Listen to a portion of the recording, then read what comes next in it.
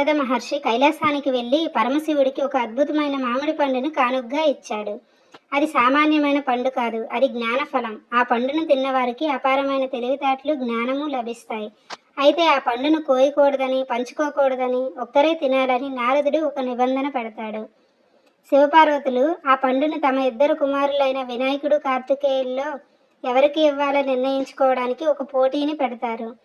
ఎవరైతే ఈ లోకాన్ని 3 సార్లు ముందుగా చుట్టి వస్తారో వారికే ఈ జ్ఞానఫలం దక్కుతుందని శివుడు ప్రకటిస్తాడు.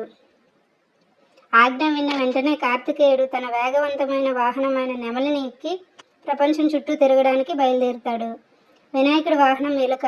తన పొట్ట, చిన్న కాళ్లతో నెమలి వేగంతో పోటీ పడలేనని అతనికి తెలుసు. అందుకే వినాయకుడు తన తెలివితేటలను ఉపయోగించాడు. తన తల్లిదండ్రులైన శివపార్వతుల దగ్గరికి వెళ్ళి వారికి భక్తితో 3 ప్రదక్షిణలు చేస్తాడు. వినాయకుడిని చూసి శివుడు నవ్వుతూ, "నువ్వు లోకాన్ని చుట్టి రాలేదే" అని అడుగుతాడు.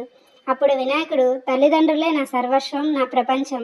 వారికి ప్రదక్షిణలు చేయడం అంటే లోకాన్ని చుట్టి రావడమే" అని వివరిస్తాడు. వినాయకుడు భక్తికి తెలివితేటలకు మెచ్చిన శివపార్వతులు ఆ బంగారు మామిడి పండును అతనికే ఇస్తారు.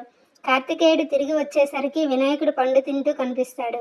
విషయం తెలుసుకున్న కార్తికేయుడు కూడా తన సోదరుడి జ్ఞానాన్ని అభినందిస్తాడు. సో ఫ్రెండ్స్, ఈ కథ కనుక మీకు నచ్చినట్లయితే లైక్ చేయండి. ఇలాంటి మరిన్ని కథల కోసం మన కథల ప్రపంచం ఛానల్ని సబ్స్క్రైబ్ చేసుకోండి.